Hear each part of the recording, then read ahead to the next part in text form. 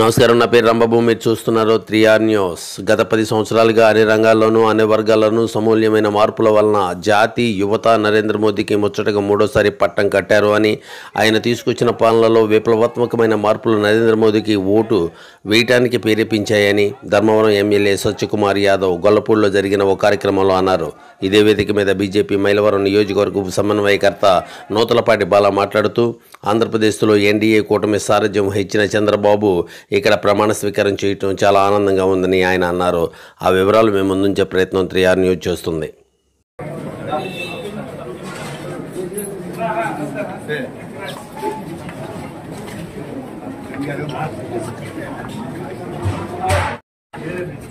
కేంద్రంలో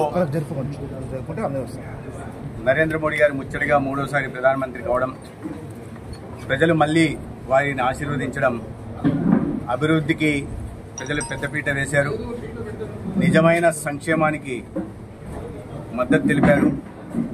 గత 10 సంవత్సరాల్లో అన్ని రంగాల్లో అన్ని వర్గాల్లో వచ్చిన సమూలమైన మార్పులు, ప్రపంచవ్యాప్తంగా భారతదేశానికి పెరిగిన ఖ్యాతి, యువతకు లభించిన ఉద్యోగ ఉపాధి అవకాశాలు, రైతాంగానికి కానీ మహిళలకు కానీ అండగా నిలబడుతూ నరేంద్ర మోడీ గారు తీసుకున్న ఎన్నో చారిత్రాత్మక విప్లవాత్మక నిర్ణయాలు మళ్ళీ మూడోసారి కూడా నరేంద్ర మోడీ గారికి ఓటు వేయడానికి ప్రేరేపించాయి.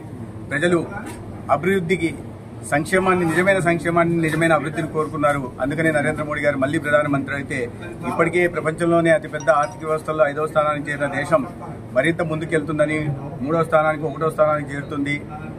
ఈ గతించిన పునర్వైభవం భారత్కు లభిస్తుంది అనుకుంటూనే తమ భవిష్యత్ తరాల ఉజ్వలంగా ఉంటాయని ప్రజలు భావించారు. కాబట్టి నరేంద్ర మోడీ గారికి కేంద్రంలో ఓటు వేశారు. అదేవిధంగా రాష్ట్రంలో కూడా ఎన్డీఏ కూటమికి నరేంద్ర మోడీ గారి ప్రభుత్వం కేంద్రంలో, రాష్ట్రంలో కూడా చంద్రబాబు నాయుడు గారి నాయకత్వంలో ప్రభుత్వం ఏర్పాటుపడితే ఈ గతి తప్పిన ఆర్థిక వ్యవస్థ మళ్లీ గాడిలో పడుతుందని, ఈ ఛిద్రమైన జీవితాల్లో వెలుగులు నిండుతాయని ప్రజలు భావించారు. అందుకని 5 సంవత్సరాల అరాచక అస్తవ్యస్త అవినీతి పాలనకి ఒక చెంపపెట్టులాగా ఓటు వేశారు. అందుకని 56.3% కూటమికి ఓటు రావడం అంటే ప్రజలు ఎంత వ్యతిరేకతతో ఈ అధికార పార్టీ మీద, వైసీపీ మీద ఉన్నారు, 5 సంవత్సరాలుగా ఎంత ఓపికతో ఈ అరాచకాలను భరించారనే దానికి ఒక నిదర్శనం.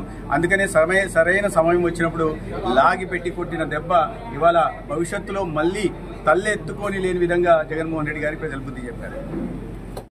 ఈ రోజున ఆంధ్ర రాష్ట్రంలో ఫలితాలు చూస్తూ ఉంటే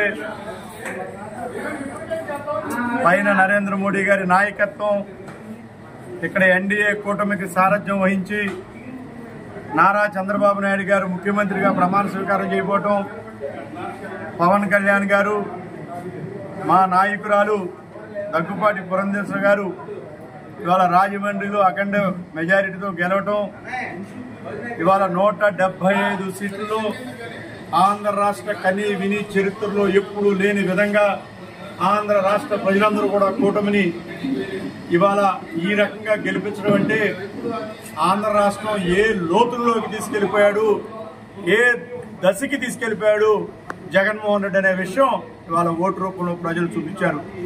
ఈ ఆంధ్ర రాష్ట్రాన్ని మళ్ళా గాడిలో పెట్టి తీసుకెళ్లాలంటే డబుల్ ఇంజిన్ ప్రభుత్వం రావాలి, రామరాజ్యం రావాలి, పేద ప్రజలందరూ బాగుండాలి, ఇక్కడ యువతకు ఉద్యోగాలు రావాలి, మహిళల ఆర్థిక పరిస్థితి బాగుండాలి.